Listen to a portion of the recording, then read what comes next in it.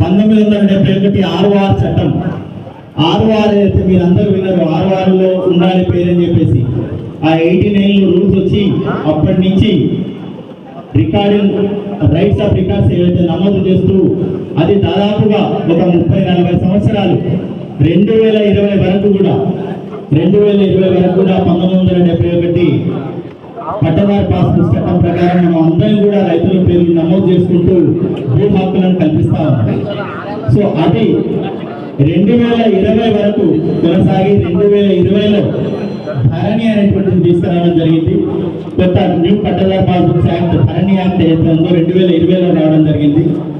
ఆ రోజు ధరణిలో అంటే మ్యూటేషన్ రిజిస్ట్రేషన్ తొందరగా కావాలనేటువంటి ఉద్దేశంతో చట్టం తీసుకొచ్చినప్పటికీ కూడా హడావిడిగా కొంత చేయడం వల్ల కొన్ని తప్పులు జరగడం వల్ల ఏదైతే ఒక 5 నుంచి 10% అనేటువంటి వాళ్ళు రైతులు తమ పేర్లు నమోదు కానటువంటి వారు, తర్వాత ధరణిలో నమోదై కూడా రకరకాల సమస్యలతోటి పేరు మార్పిడి కానీ సర్వే నెంబర్లు విస్తీర్ణంలో తప్పులు అటువంటి అన్ని కూడా సమస్యల్ని ఎదుర్కొంటూ ప్రతిరోజు తిరుగుతూ ఉండేది.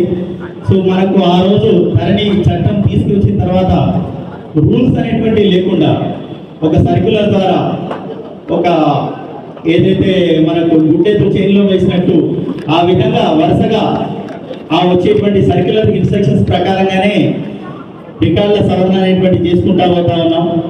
ఏదైనా తప్పు జరిగితే ధరణిలో ఏదైనా తప్పు జరిగితే అంటే అక్కడ అవకాశం అనేటువంటిది ఆస్కారం ఆ తప్పుల సవరణకు అనేటువంటి ఆస్కారం అనేటువంటి తక్కువగా ఉండేది. ఎవరైనా పట్టదారు చనిపోయినా ఎవరైనా పిల్లలు వారసులు 3-4 ఉండి అందులో ఒక్కరు వచ్చినా వారసత్వ మార్పిడి అనేటువంటి జరుగుతూ ఉండేది.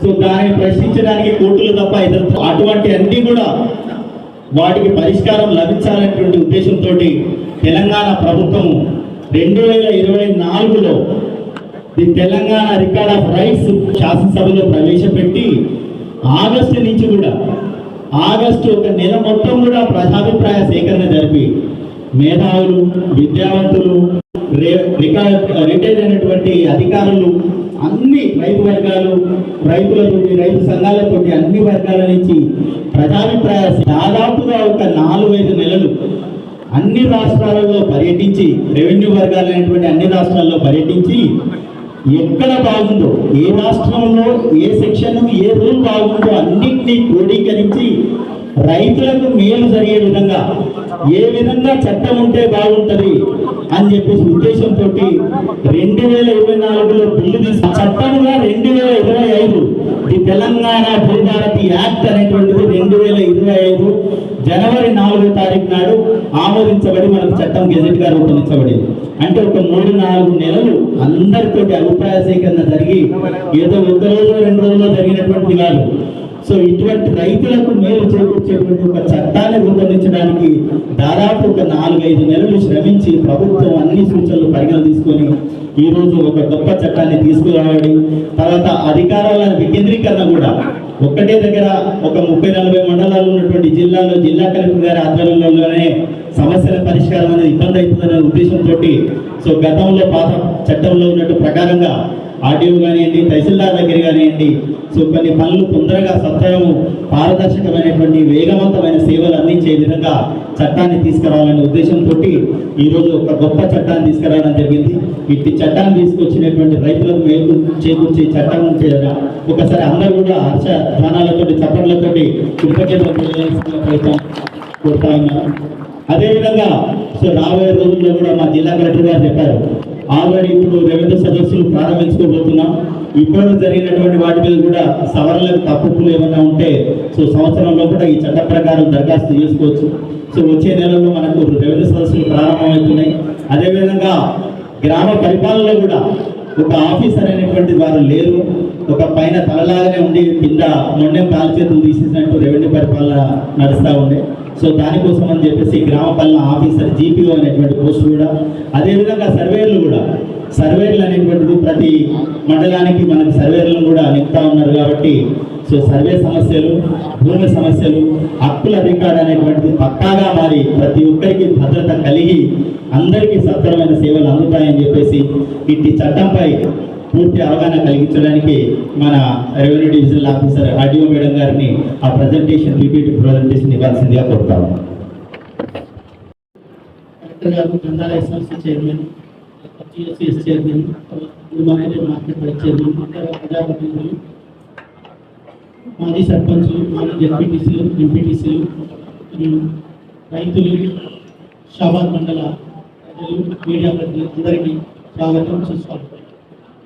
ఇంతకుముందు ఎంఆర్ఓ గారు స్పష్టంగా చెప్పడం జరిగింది. ఈరోజు మనం ఈ ప్రత్యేక సమావేశం కావడానికి ప్రభుత్వం చాలా ప్రతిష్టాత్మకంగా వారి మేనిఫెస్టోలకు అనుగుణంగా 2024లో ఈ చట్టం అసెంబ్లీలో సుదీర్ఘంగా చర్చించి ఆమోదించడం జరిగింది.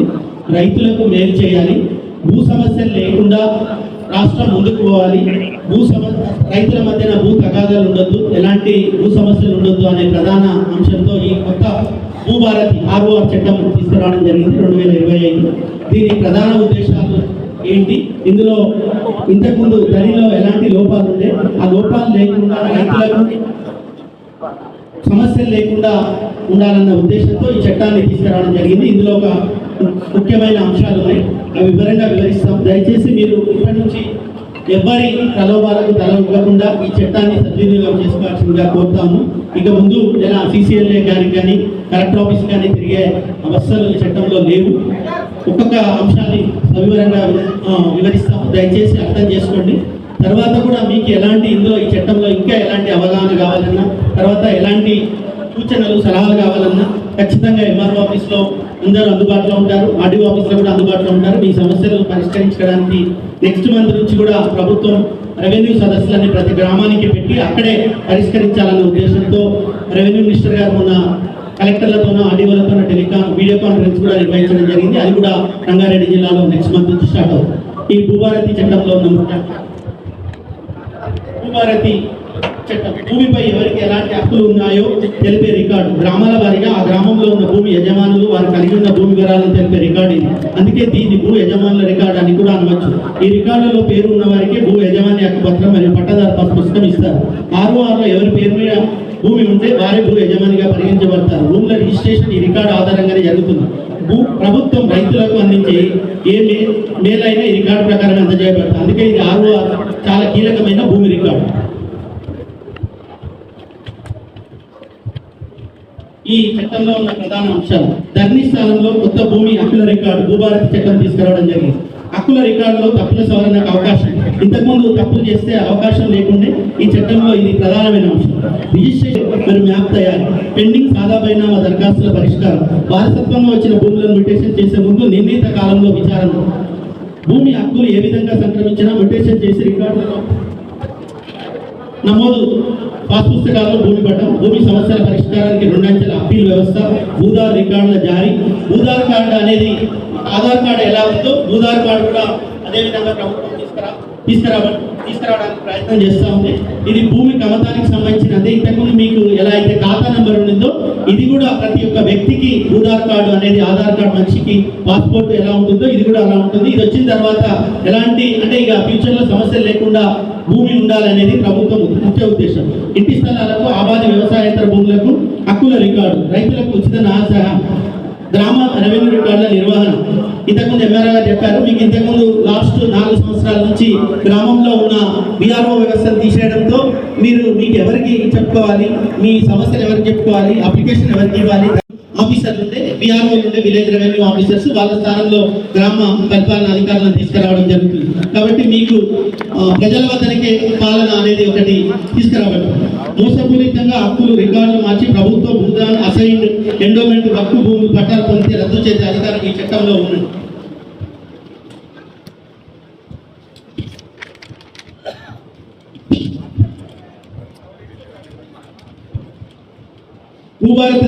భూభారతి ధరణి స్థానంలో కొత్త భూ హక్కుల రికార్డు సెక్షన్ 4 ప్రకారం భూ హక్కుల రికార్డు భూభారతిగా పోర్టల్లో వివరంగా ఉంటాయి. ఇంకొకటి మీరు ముఖ్యంగా గమనించాల్సిన అంశం ఏంటంటే, ఏదైతే ధరణి ద్వారా పాస్ పుస్తకాలు పొందారో 2023 నుంచి 21, 22 నుంచి ఇప్పటి వరకు ఆ పాస్ పుస్తకాలు ఇందులో కూడా ఉంటాయి. మళ్ళీ మీరు ఈ భూభారతి చట్టం వచ్చిందని కొత్త పాస్ పుస్తకాలు అప్లై చేసుకోవాల్సిన అవసరం ఏముండదు. ఆ ధరణి నుంచి వచ్చిన ఏదైతే రికార్డ్ ఆపరేషన్ ఉంటుందో దీనిలోకి ఆటోమేటిక్గా మారుతాయి.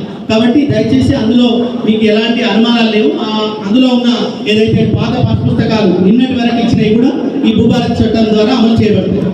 ధరణిలో ఉన్న వివరాలు తాత్కాలికంగా భూభారతిలో కూడా హక్కుల రికార్డుగా కొనసాగుతాయి. హక్కుల రికార్డుల సవరణ కోసం ప్రభుత్వం ప్రత్యేక కార్యక్రమం నిర్వహించవచ్చు. రీసర్వే చేసి కొత్త హక్కుల రికార్డు రూపొందించవచ్చు.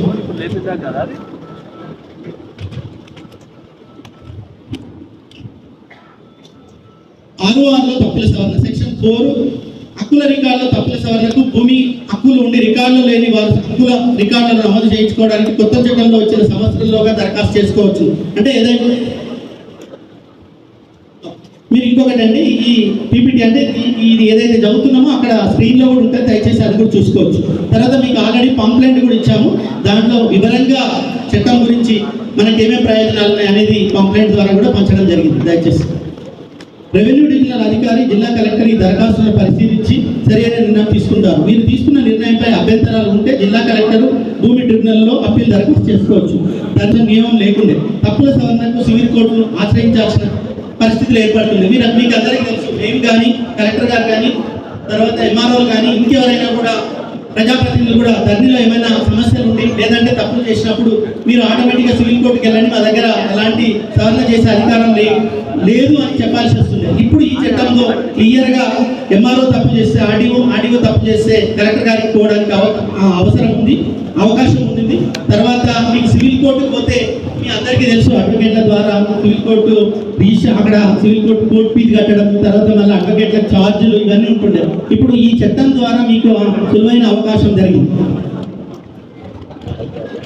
వ్యవసాయ భూములు రిజిస్ట్రేషన్ మ్యూటేషన్ ప్రక్రియ ఎలా జరుగుతుందని ఇప్పుడు సెక్షన్ 5 ప్రకారం వివరిస్తాం. కొనుగోలు, దానము, తనఖా, బదిలీ, భూ పంపకాల ద్వారా భూమిపై హక్కులు సంక్రమిస్తే తహసీల్దార్ రిజిస్ట్రేషన్ చేసి హక్కుల రికార్డులో మార్పు చేసి పట్టాదారు పాస్ పుస్తకం జారీ చేస్తారు. రిజిస్ట్రేషన్ మరియు మ్యూటేషన్ ఒకే రోజు జరిగిపోతుంది. రిజిస్ట్రేషన్ మ్యూటేషన్ ప్రక్రియ slot booking, stamp duty, registration mutation fee చెల్లింపు నిర్దేశించిన తేదీ నాడు భూభారతి చట్టంలో ఉన్న నమూనాలు కానీ రిజిస్ట్రేషన్ మరియు స్థిరాస్తి బదలాయింపు చట్టం ప్రకారం సొంత దస్తావేజీ రాసుకొని సమర్పించాలి. దస్తావేజుతో పాటు పట్టాదారు పాస్ పుస్తకం, భూమి పట్టం ప్రభుత్వం నిర్దేశించిన తేదీ సమర్పించాలి. ఇంకొకటి ఈ చట్టంలో ఉన్న ముఖ్యమైన అంశం ఏంటంటే, మీకు అందరికీ ఎవరైనా కర్ణాటకకు సంబంధించిన చుట్టాలు కానీ దోస్తులు ఉంటే తెలుసు, అక్కడ గడిచిన 23-24 సంవత్సరాల నుంచి ఫస్ట్ మనం ఈవెన్ రిజిస్ట్రేషన్ చేసుకోవాలన్నా లేదంటే ఎవరైనా చనిపోయినప్పుడు వారసుల భూమిని బదలాయింపు చేసుకోవాలన్నా తర్వాత పంపకాలు జరగాలన్నా ఫస్ట్ మనం పోటు చేసుకొని మ్యాప్ తయారు చేసుకొని ఆ సర్వేతోన తర్వాత ఆ విలేజ్ సెక్రటరీతోన సర్టిఫై చేసుకొని రిజిస్ట్రేషన్ చేస్తారు. కర్ణాటకలో ఈ సిస్టమ్ ఉంది. ఇప్పుడు మన ప్రభుత్వం కూడా ఇక ముందు, ఎందుకంటే మనకు ఇంతకుముందు ప్లాట్లు లేఅవుట్ చేస్తేనేమో అందులో ఆటోమేటిక్గా రిజిస్ట్రేషన్ ఆ సేఫ్ లీడ్లో మ్యాప్ పెట్టుకునేవాళ్ళు. ఆటోమేటిక్గా బౌండరీలు ఐడెంటిఫై అవుతుండే, ఏ ప్లాట్ ఎక్కడ ఉంది అనేది కొలతలు ఉంటుండే, ఈజీగా ఐడెంటిఫై అయ్యి ఏదైనా తగాదాలు వచ్చినప్పుడు ఇది ఎవరి ప్లాట్ అనేది మనకు తెలుసుకోవడానికి అవకాశం ఉంది. కానీ ఆర్ఓఆర్ చట్టంలో ఇంతకుముందు గడిచిన 70 సంవత్సరాల నుంచి పటం అనేది లేదు, మ్యాప్ లేదు. మన భూమి 3 ఎకరాలు కావచ్చు, 1/2 ఎకరా కావచ్చు, 5 ఎకరాలు ఉన్నప్పుడు ఆ మ్యాప్ లేకుండే, రిజిస్ట్రేషన్లో లేకుండే, పట్టదారు పాస్ పుస్తకంలో ఉండకుండే. కానీ ఈ చట్టంలో ప్రభుత్వం చాలా ఆలోచించి మేధావులు, ప్రజాప్రతినిధులు, అధికారులు అందరూ కలిసి కంపల్సరీ ఇది కూడా పెట్టాలి ఫ్యూచర్లో తెలంగాణ రాష్ట్రంలో, ఎందుకంటే ఒక నంబర్ 1 స్టేట్గా కాబోతుంది. కాబట్టి ఈ భూ తగాదాలన్నీ రాష్ట్రం ఆవిష్కరించాలనే ఉద్దేశంతో ఈ పటాన్ని మ్యాప్ను పెట్టుకొని రిజిస్ట్రేషన్ చేసుకోవాలి, తర్వాత సక్సెషన్ చేసుకోవాలనేది ఉద్దేశించినప్పుడు ఇది CCLA వారు, ప్రభుత్వం వారు మళ్ళీ దీనికి ఒక తేదీ ప్రకటిస్తారు. ఆ తేదీ నుంచి చేసుకునే వాళ్ళంతా మ్యాప్ని కంపల్సరీ పెట్టుకోవాల్సి ఉంటుంది.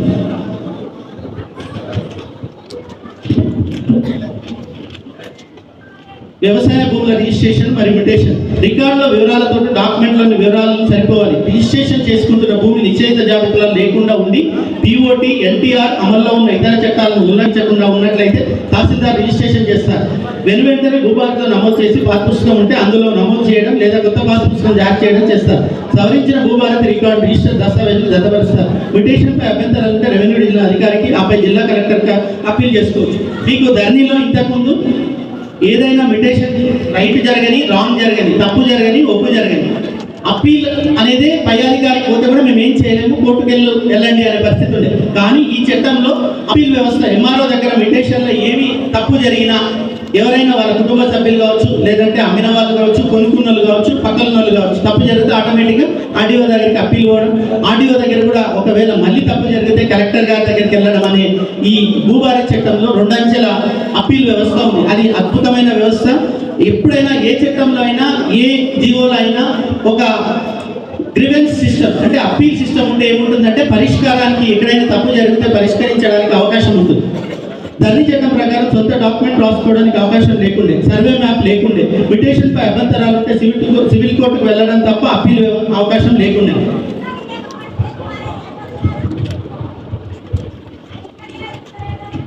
వారసత్వం లేదా వీలునామా ద్వారా భూమిపై హక్కులు సంక్రమిస్తే తహసీల్దార్ విచారణ చేసి హక్కుల రికార్డులో మిటేషన్ చేస్తారు. నిర్ణీత వ్యవధిలో తహసీల్దార్ మిటేషన్ చేయకపోతే ఆటోమేటిక్ గా మిటేషన్ జరిగిపోతుంది. పాత పాస్ పుస్తకం ఉంటే అందులో నమోదు చేయడం లేదా కొత్త అధ్యక్షత వహించిన మన ఎంఆర్ఓ గారికి, ముఖ్య అతిథిగా వచ్చిన కలెక్టర్ గారికి, ఎమ్మెల్యే యాదన్న గారికి, మధుసూదన్ రెడ్డి గారికి, రామరెడ్డి గారికి, రవికి, అష్ఫాక్ అలీ గారికి, అఖ్తర్ బాషా, మార్కెట్ డైరెక్టర్లు మరియు ఆర్టీఓ గారికి, ఎండిఓ గారికి, గుడిమల్కపూర్ వైస్ చైర్మన్ శేఖర్ గారికి, వివిధ గ్రామాల నుంచి వచ్చిన నాయకులకు అందరికీ నా యొక్క నమస్కారం. కాంగ్రెస్ ప్రభుత్వం ఏది చేసినా ఒక మాట ఇచ్చిందంటే మాట ప్రకారం ఉంటుంది. ఇంతకుముందు కమతం రామరెడ్డి రెవెన్యూ మినిస్టర్ ఉన్నప్పుడే ఒక పాస్బుక్లు ఆయన ఆధ్వర్యంలో వచ్చినాయి. అవి ఒక పాస్బుక్, పట్టదారు పాస్బుక్, టైటిల్ లేదు, ఒక వ్యవస్థ. అంతకుముందు ఎవరి భూమి ఎక్కడో తెలియని పరిస్థితుల్లో రామరెడ్డి గారు అప్పుడు ఆలోచించి అప్పుడు పబ్లిక్లో ఒపీనియన్ తీసుకొని రైతు నాది అనేది ఒక బుక్ ఉండాలి, ఒక నా ల్యాండ్ నా చేతిలో ఉందని చూపించుకోవడానికి ఆ బుక్ తీసుకొని పోయి ఒక బ్యాంకులో పెట్టుకుంటే లోన్ తీసుకొని ఇచ్చేటట్టు ఆ వ్యవస్థను రూపొందించి సవ్యంగా నడుస్తున్న వ్యవస్థను ధరణి తీసుకొచ్చి ముప్పు తుప్పలు పెట్టి ఒక రిజిస్ట్రేషన్ చేయగానే నోటేషన్ అయిపోయి పాస్బుక్ వచ్చినట్టు ఒక తప్ప వేరే పని లేకుండా అయిపోయింది. ఎంఆర్ఓ వ్యవస్థనే నిర్వీర్యం చేసిన పరిస్థితులు దాపురించినాయి. దాని ద్వారా ప్రతి ఊళ్ళో సమస్యలు అన్నింటికంటే 3 సమస్యలే ఎక్కువ ఉన్నాయి.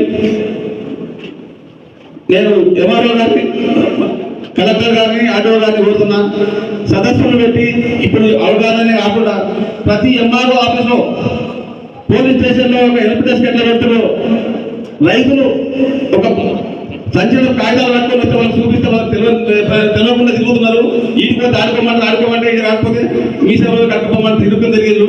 ఇప్పుడన్నా కాంగ్రెస్ గవర్నమెంట్ వచ్చింది, రైతులకు మేలు చేయాలనే ఉద్దేశంతో వచ్చింది కనుక వాళ్ళకి అవగాహన సదస్సు ఒక డెస్క్ పెట్టి వచ్చిన వ్యక్తిని ఆ డెస్క్ దగ్గర పోయి మీకు ఏ ప్రాబ్లం ఉందో, ఎవరి దగ్గరికి పోతే ప్రాబ్లం అవుతుందో ఆ విషయాన్ని దాన్ని క్రోడీకరించి అప్లికేషన్ ఆ టేబుల్ నుంచి పంపించడం చేయాల్సిందిగా ఒకసారి విజ్ఞప్తి చేస్తున్నాను. ఇక రిజిస్ట్రేషన్ వ్యవస్థ అయిపోయింది అనుకుంటున్నాం. ఇంతకుముందు ఎంఆర్ఓ రిజిస్ట్రేషన్ చేయరు. ఒక రిజిస్ట్రేషన్ చేయాలంటే వారసులు వాళ్ళతో సంతకాలు తీసుకుంటారు ఇంతకుముందు. కానీ ధరణి వచ్చిన తర్వాత ఎవరి పేరు మీద పాస్పోర్ట్ ఉంటే వాళ్ళు ఒక్క రిజిస్ట్రేషన్ సంతకం పెడితే చాలు, మిగతా సంగతి ఏం అవసరం లేదన్నారు. ఆ వ్యవస్థ ముందు రాబోయే రోజుల్లో చాలా క్లిష్ట పరిస్థితులు ఏర్పడతాయి. మా నాయన సంతకం పెట్టి నేను పెట్టలేదు కదా, నా ఉన్నారు కదా అక్కడ నేను కోర్టులో పోయి పరిస్థితులు లాభరిస్తాయి. అవగాహన ఉండి తెలివితో చేసుకున్న వాళ్ళు మాత్రమే లీగలైజ్ కొడుకులు బిడ్డలు ఎవరు సంతకాలు తీసుకున్నారు. మిగతా వాళ్ళు మాత్రం రైతులే మామూలుగా చేసుకున్న రైతులకు తెలియదు కనుక ఆయన పాల్గొన్న పేరు తీసుకొస్తుంది అనే ఉద్దేశంతో రిజిస్ట్రేట్ చేసుకొని జరిగిపోయి ఆ వ్యవస్థ ముందు రాబోయే రోజుల్లో చాలా విస్తృతంగా మారుతారు కనుక దాని గురించి కూడా మనం ఆలోచించాలని కోరుకుంటూ సెలవుకున్నాను. ఈరోజు చేవెళ్ళ నియోజకవర్గం షాబాద్ మండలంలో భూభారతి అవగాహన సదస్సుకు ముఖ్య అతిథులుగా వచ్చిన మన జిల్లా కలెక్టర్ నారాయణరెడ్డి సార్ గారికి, అదేవిధంగా ముఖ్య అతిథులు ఎమ్మెల్యే గారు యాదన్న గారికి, అదేవిధంగా మన సభాధ్యక్షురాలు ఆర్డీఓ మేడం గారికి, తహసీల్దార్ గారికి, ఎంపీడీఓ గారికి, market committee chairman Surender Reddy గారికి, గుడిమల్కాపూర్ వైస్ చైర్మన్ చంద్రశేఖర్ గారికి, సీనియర్ నాయకులు రామరెడ్డి గారికి, రవీందర్ గారికి, అశ్వక్ గారికి, అఖ్తర్ గారికి, మాజీ ఎంపీడీసీలకు, మాజీ సర్పంచ్లకు, షాబాద్ మండల అధికారులకు, కాంగ్రెస్ కుటుంబ సభ్యులకు, 41 గ్రామ పంచాయతీలని గ్రామాల నుండి వచ్చిన ప్రతి రైతు సోదరులకు, మీడియా సోదరులకు, పత్రికా సోదరులకు, పోలీస్ మిత్రులకు నా యొక్క ధన్యవాదాలు. ముందుగా మన గౌరవ శాసనసభ్యులు గారి పెళ్లి రోజు ఉన్నది ఈరోజు. వారికి పెళ్లి రోజు శుభాకాంక్షలు. మన షాబాద్ మండలం మన నాయకుల తరఫున, మన మిత్రులందరి తరఫున పెళ్లి రోజు శుభాకాంక్షలు. ఇలాంటి పెళ్లి రోజు ఇంకా ముందు ముందు జరుపుకోవాలని ఆ భగవంతుడు మన ఎమ్మెల్యే గారికి ఆయుర ఆరోగ్యాలు ఇచ్చి మన ప్రభుత్వంలో మంత్రిగా కావాలని మనస్ఫూర్తిగా కోరుకుంటున్న వ్యక్తిని. థ్యాంక్ యూ మనం. Happy wedding anniversary. ఈరోజు ఏదైతే భూభారతి అవగాహన సదస్సుకు నేను శంకర్పల్లి కానీ చెవెళ్ళ కానీ ఆ సదస్సులకు వెళ్ళా. ఫస్ట్ ఇక్కడనే ఈ రోజు కనబడుతుంది రైతులు, నిజమైన రైతులు కనబడుతుందంటే మన షాబాద్ మండలంలో. పక్క మండలాల్లో చూస్తే తెల్లబడ్డ వాళ్ళు చాలా మంది కనబడ్డారు, కానీ ఈ రోజు నిజంగా కూడా మన దగ్గర నిజమైన రైతులు వచ్చారు. ఇంతమంది రైతులు వచ్చింది అంటే కారణం ఏదో తెలుసా? గత ప్రభుత్వం 10 సంవత్సరాల నుండి ధరణిని 2020లో తీసుకొచ్చి రైతులకు అన్యాయం చేసింది కాబట్టి ఇంతమంది రైతులు వాళ్ళ అవస్థలు, కష్టాలు చెప్పుకోవడానికి ఈ వేదిక దగ్గరికి వచ్చారు. హైదరాబాద్కు కూతవేడు దూరంలో ఉన్న మన షాబాద్ మండలంలో గత ప్రభుత్వంలో ఏదైనా రైతు, చిన్న ప్రజలు, పేదవాళ్ళు నాయకుల దగ్గరికి పోతే ఒక భూమి పరిష్కరించాలి, భూమి ప్రాబ్లం ఉంది, తహసీల్దార్ గారికి చెప్పండి, ఆర్డీఓ గారికి చెప్పండి, కలెక్టర్ గారికి చెప్పండి అంటే వాళ్ళ అధికారం ఉందని, ఏదైనా భూమి సమస్య ఉంటే నీకెంత నాకెంత అని మాట్లాడేవారు. మన ప్రభుత్వం వచ్చినాక గౌరవ ముఖ్యమంత్రి గారు రేవంత్ రెడ్డి గారు మన ముఖ్యమంత్రి అయిన తర్వాత ఏదైతే ఎన్నికల వాగ్దానంలో గారు చెప్పారో ధరణి చట్టాన్ని తుమ్మెల దొక్త అడుగుకు తొక్కేసి కొత్త చట్టం తీసుకొస్తా, అదే కొత్త చట్టం భూభారతి. ఇందాకనే ఒక రైతు చెప్పాడు, మల్లయ్య గత 3 సంవత్సరాల నుండి చెప్పాడు ధరణి ఎలా నష్టం చేసింది అనేది. ఈ రోజు మన ప్రభుత్వం వచ్చి 15 నెలలు కావస్తుంది. 4-5 నెలల క్రితం ఇదే మల్లయ్య నా దగ్గరికి శేఖర్ తీసుకొచ్చి చెప్పాడు, అన్న పరిస్థితి ఇట్లుంది, 3 సంవత్సరాల నుండి ఆయన ఒక 10 గుంటలు అమ్ముకునే అవసరం ఉంది, అయినా కూడా అమ్ముకోలేకపోతుండని. నేను ఎంబడే మన ఎమ్మెల్యే గారి దృష్టికి, ఎంఆర్ఓ గారి దృష్టికి, ఆర్డీఓ గారి దృష్టికి ప్రత్యేకంగా నేను పోయి కలెక్టర్ గారిని కలిసి విషయం చెప్పినప్పుడే తొందరనే చేస్తాడు. ఆ తొందర ఏంటంటే నెల రోజుల్లోపే మన కలెక్టర్ గారు చేసారు. గతంలో కూడా రంగారెడ్డి జిల్లాకు కలెక్టర్గా చాలా మంది వచ్చి పోయారు. ఏ కలెక్టర్ కూడా ప్రజలకు అందుబాటులో లేకుండే. ఈ రోజు మన కలెక్టర్ గారు సామాన్య రైతు అయినా, పేదవాడు అయినా కూడా ఖచ్చితంగా వాళ్ళ అవసరం ఏముంది, వాళ్ళకి ఏ అవసరం పడి ఇంత దూరం వచ్చిందని ప్రత్యేకమైన శ్రద్ధ తీసుకొని మాట్లాడి వాళ్ళ ఆఫీసర్లకు చెప్పేవాడు. ఇప్పుడే ఇప్పుడు జరుగుతున్నది అదే. మన కలెక్టర్ గారు మనకు అందుబాటులో ఉన్నందుకు, ధరణి చట్టం పోయి భూభారతి చట్టం వచ్చినందుకు ఈరోజు పేదవాళ్ళు, రైతుల కళ్ళల్లో ఆనందం కనబడుతుంది. ఇందాక ఆర్డీఓ గారు చెప్పారు, ఈ అవగాహన ఏదైతే ఉందో మనకు గతంలో జరిగిన తప్పిదాలు ఏమైనా ఉన్నాయో క్లియర్ గా మనకు చెప్పడం జరిగింది. మీకు ఏదైనా పరిష్కారం కావాలంటే, మీ భూమిలో పరిష్కారం ఉన్నాయంటే దానికి ఎంఆర్ఓ కలవండి. ఎంఆర్ఓ కాకపోతే నా దగ్గరికి, ఆర్డీఓ గారి దగ్గరికి రండి, లేదా కలెక్టర్ గారు పరిష్కారం చేస్తామంటారు. గతంలో ఎప్పుడు జరగలేదు. ఎంఆర్ఓ దగ్గరికి వెళ్ళినా, ఆర్డీఓ దగ్గరికి వెళ్ళినా, కలెక్టర్ దగ్గరికి వెళ్ళినా కూడా ఇది సివిల్ మేడం కోర్టుకు వెళ్ళాడని చెప్పేవారు. మన ప్రభుత్వం వచ్చినాక కోర్టు అనే మాటనే ఉండదు. కలెక్టర్ గారు ప్రతిగా దృష్టి సారించి ఖచ్చితంగా రైతులకు న్యాయం చేస్తారని సభాముఖంగా కోరుకుంటున్నాం. గత ప్రభుత్వం 10 సంవత్సరాల నుండి మన రైతులను, మన పేదవాన్ని ఎంత ఇబ్బందులకు గురి చేసిందో మీ అందరికీ తెలుసు. మన గౌరవ ముఖ్యమంత్రి గారు ఎన్నికల్లో భాగంగా ప్రతి దగ్గర, ప్రతి గ్రామంలో, ప్రతి చౌరస్తలో చెప్పాడు, మన ప్రభుత్వం వచ్చిన ముందే పేదవాడి కళ్ళల్లో ఆనందం కనబడాలని. మనం ఈ మధ్యనే చూసినాం. గత ప్రభుత్వం దొడ్డు బియ్యం ఇచ్చేది, అది కూల దానాకో లేదా 10 రూపాయల కిలోలు బజార్లో అమ్మేవాళ్ళు. ఈ రోజు సన్న బియ్యం అనేది ఒక గొప్పవాడైనా తింటారు సన్న బియ్యం అనుకునేవాళ్ళు పేదవాళ్ళు. ఈ రోజు మన గౌరవ ముఖ్యమంత్రి రేవంత్ రెడ్డి గారు ప్రతి పేదవాడు మనం ఏదైతే గొప్పవాడు తినే బియ్యం తింటుండో వాళ్ళు తినాలనే ఉద్దేశంతో ఈ రోజు సన్న బియ్య కార్యక్రమం తీసుకొచ్చిన ప్రతి పేదవాడి కాలంలో ఆనందం కనబడుతుంది ప్రతి గ్రామంలో. గతంలో ఏదైతే వాగ్దానాలు చేసిన రేవంత్ రెడ్డి గారు మన ముఖ్యమంత్రి గారే ఈ రోజు 2 లక్షల రుణమాఫీ కానీ, 200 యూనిట్ల కరెంటు కానీ, 500 సిలిండర్ కానీ, ఆరోగ్యశ్రీ 10 లక్షలు కానీ, ఉచిత బస్సు ప్రయాణం కానీ, మహిళలకు ప్రత్యేక స్థానం కల్పించాడు. గతంలో చిన్న చిన్న అధికారులు కానీ మహిళలు కానీ రోజు బస్సు ప్రయాణం చేస్తే రోజుకు 100 రూపాయలు అయినా కూడా నెలకు 3000. అవగాహన కార్యక్రమానికి షాబాద్ మండలిలో ఈ కార్యక్రమానికి చేసిన గౌరవనీయులు చివెళ్ళ శాసనసభ్యులు కాళ యాదయ్య గారికి, ఈరోజు వారి పెళ్లి రోజు కూడా ఉంది కాబట్టి ఈ సందర్భంగా ఎమ్మెల్యే గారికి మనస్ఫూర్తిగా ఇందాక అడిగితే 45వ పెళ్లి రోజు చెప్పింది.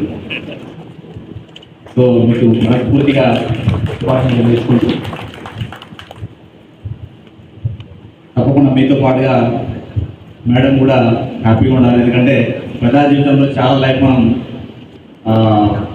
అంటే ఫ్యామిలీకి తక్కువ టైం కేటాయించుకుంటూ ఎక్కువ పబ్లిక్లో ఉంటాం. సో అలాంటప్పుడు ఇంటినంతా కూడా నడిపేది తప్పకుండా ఇల్లాలి. కాబట్టి మేడం కూడా ఈ సందర్భంగా శుభాకాంక్షలు తెలియజేసుకుంటూ ఈ కార్యక్రమంలో పార్టిసిపేట్ చేస్తున్న జిల్లా గ్రంథాలయ చైర్మన్ మధుసూదన్ రెడ్డి గారు, ఆర్డీఓ గారు, ఇతర అధికారులు, ఎంఆర్ఓ గారు, అధికారులు, వేదిక మీద ఉన్న మార్కెట్ కమిటీ చైర్మన్స్, వైస్ చైర్మన్లు, డైరెక్టర్స్, ఇతర ప్రజాప్రతినిధులు, ముఖ్యంగా ఈ కార్యక్రమానికి చేసిన రైతు సోదరులు అందరూ కూడా పేరు పేరు నమస్కారాలు. ఐ థింక్ నేను అటెండ్ అయిన దాంట్లో ఎక్కువ మంది పార్టిసిపేట్ చేస్తున్న మండలం ఇది. తప్పకుండా ఈ యొక్క భూభారత చట్టం అనేది 100% రైతులకు మేలు చేకూరే విధంగా ప్రభుత్వం దాన్ని తీసుకురావడం జరిగింది.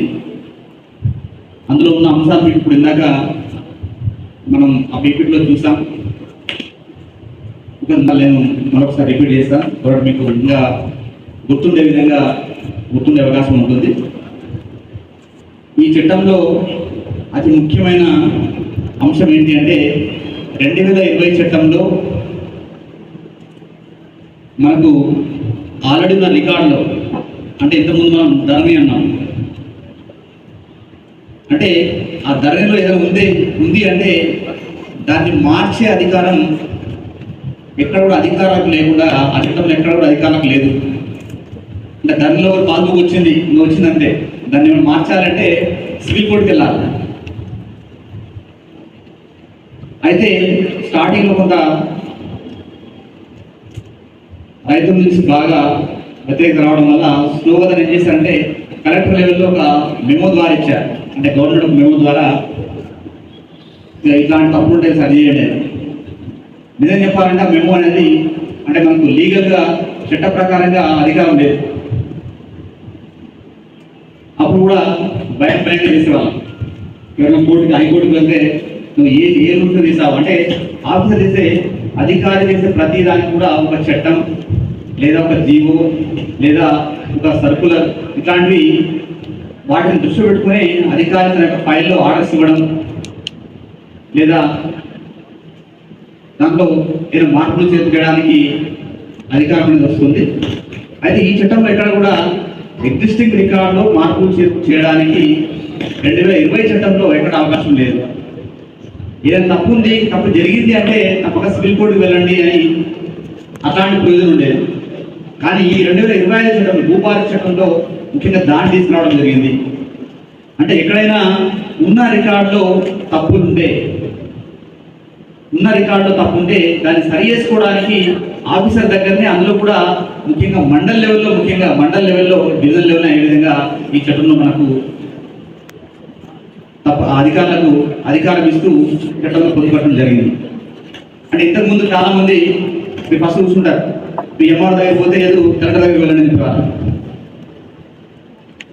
కలెక్టర్ దగ్గరకు వస్తే అన్ని చూసిన తర్వాత అరే సార్ నాకు 2 ఎకరాలు ఉండే సార్, నా 2 ఎకరాలు హాఫ్ ఎకర్ పక్క ఆయనకి వెళ్ళిపోయింది, ఆయనకి ఏం లేదు ప్రాబ్లం వచ్చింది నాకు రావాల్సిన హాఫ్ ఎకర్ అంటే అరే అట్లా మరి ఆయన వస్తాడు, ఆయన తీసుకొస్తా ఒకసారి ఆయనతో సంతకం పెట్టించుకుంటామని అనేవాళ్ళం. ఎందుకు అంటే ఆయన సంతకం పెడితే తప్ప అధికారం ఇక్కడ అధికారం లేదు. కానీ ఈ చట్టంలో ఏం చేశారంటే ముఖ్యమైన మార్పు, అట్లాంటి తప్పు జరిగితే ఆ వ్యక్తికి నోటీస్ ఇచ్చి ఆ వ్యక్తి రికార్డ్స్ తీసుకొచ్చి చూసి తప్పుంటే దాన్ని డిలీట్ చేయడం, కరెక్ట్ ఉన్న వ్యక్తికి రికార్డులకు తీసుకొచ్చే విధంగా ఇక్కడ అధికారులకు అధికారం ఇచ్చే విధంగా ఈ చట్టంలో తీసుకుని రావడం జరిగింది. దానివల్ల అనేక రకాల సమస్యల పరిష్కారం వస్తుంది. నాకు 1 ఎకరం ఉంది కానీ దాంట్లో 20 గుంటలే వచ్చింది, నా దగ్గర అన్ని రికార్డ్స్ పక్కాగా సబ్మిట్ చేస్తే తప్పక నా ఆఫీసర్ నాకు ఇక్కడే అధికారుల దగ్గర అయిపోయే అవకాశం చట్టంలో ఉంటుంది. ఇది ఒక ముఖ్యమైన అంటే ఎగ్జిస్టింగ్ రికార్డులో తప్పులు సవరించుకోవడానికి చట్టంలో మనకు అవకాశం ఉంది, పాత చట్టంలో అది లేదు.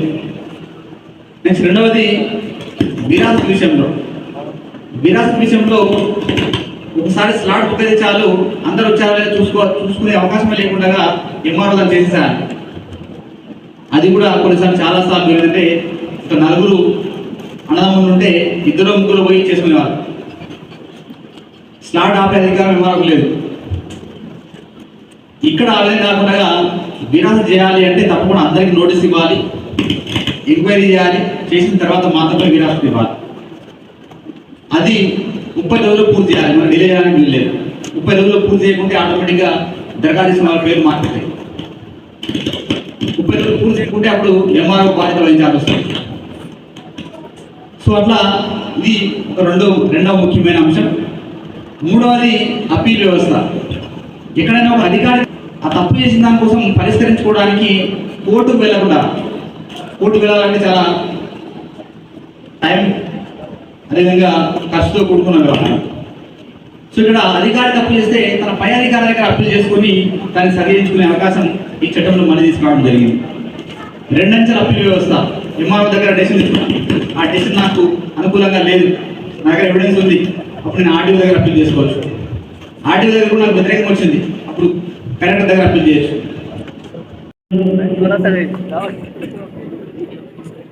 భూపాలకి అవగాహన సదస్సు రంగారెడ్డి జిల్లా షాబాద్ మండలంలో ఏర్పాటు చేసిన కార్యక్రమానికి ముఖ్య అతిథిగా చేసినటువంటి జిల్లా కలెక్టర్ నారాయణ రెడ్డి గారికి, మరి కార్యక్రమాన్ని ఆర్డీఓ గారు మరి నిర్వహిస్తున్న ఆర్డీఓ గారు మరి ఎంఆర్ఓ గారికి ప్రత్యేకంగా ధన్యవాదాలు, ఎంపీడీఓ గారికి, మరి జిల్లా గ్రంథాలయ సంస్థ చైర్మన్ మస్తాన్ రెడ్డి గారికి, market committee chairman Surender Reddy గారికి, సీనియర్ నాయకులు రామరెడ్డి గారికి, ఉడివల్ Kapur market committee vice chairman Shekar గారికి, వారికి వేదిక మీద ఉన్నటువంటి గౌరవ పెద్దలందరికీ పేరు పేరున మాజీ సర్పంచులు, మాజీ ఎంపీటీసీలు, మరి వేదిక మీద ఉన్నటువంటి అందరికీ, మరి కార్యక్రమానికి గ్రామాల నుంచి ఇచ్చేసినటువంటి రైతు సోదరులకు, మరి అమ్మలు అక్కలు అందరికీ, కాంగ్రెస్ పార్టీ ఆత్మీయ కుటుంబ సభ్యులందరికీ, పత్రికా సోదరులు, మీడియా మిత్రులందరికీ కూడా ధన్యవాదాలు.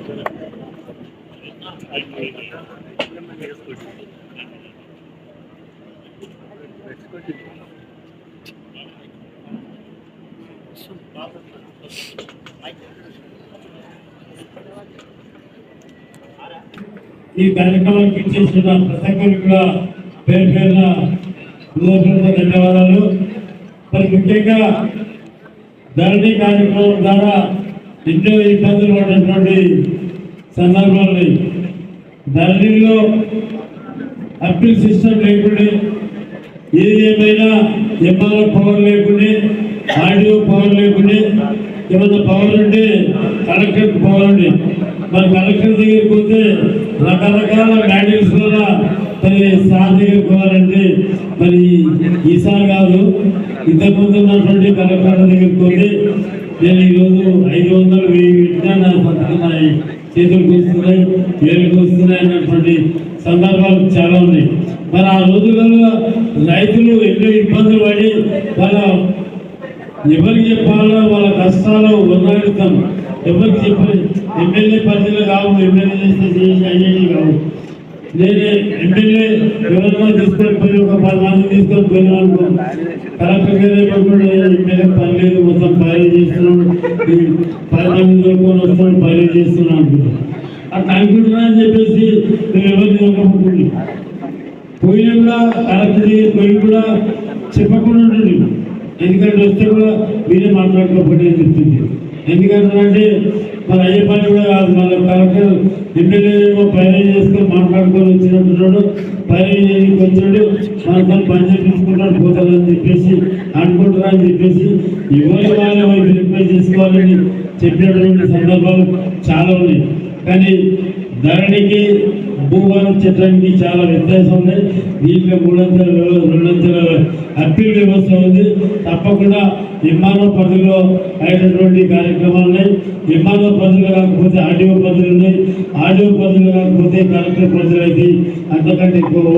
కాబట్టి ఈ భూభారత చట్టాన్ని తీసుకొచ్చిన గౌరవ ముఖ్యమంత్రి గారికి మన రైతుల తరఫున ప్రత్యేక అభినందనలు. మరి ఏది ఏమైనా గ్రామాల్లో ఇప్పటికీ ఎవరి భూమి ఏడున్నదో మరి సూక్తోని సర్వే చేసినటువంటి పెద్ద మనుషులు చాలా మంది ఉన్నారు. గ్రామాల్లో పోతే ఏ మూలకు అజ్రాయిడ్ అని చెప్తారు. ఇలాంటి సర్వే చేస్తే కూడా అది అజ్రాయిడ్ కరెక్టే ఉంటుంది. అసలు సందర్భాన్ని మరి ధైర్యం వచ్చిన తర్వాత ఆ అజ్రాలను కూడా వీకేసి కలుపుకున్నటువంటి సందర్భాన్ని దయచేసి ఇప్పుడన్నా రైతులకు బేసరి కార్యక్రమాలు చేయాలని ప్రత్యేకంగా అభినందిస్తూ, ఈ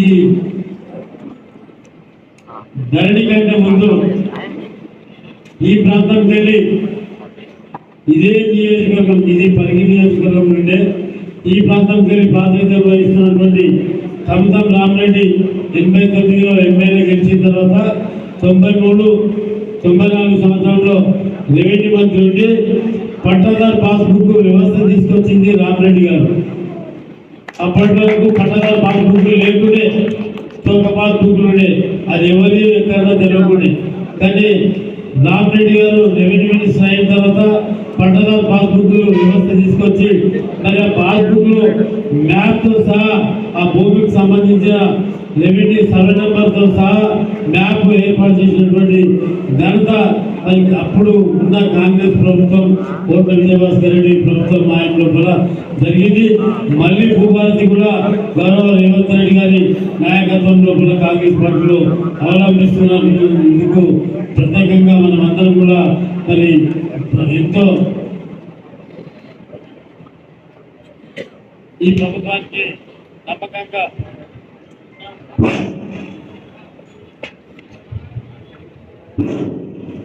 నమ్మకంగా ఉండి మనము ప్రజలకు మరి డైనమిక్ కలెక్టర్ గారు మనకి ఏ సమస్యలు ఇప్పటిదాకా చెప్పాడు.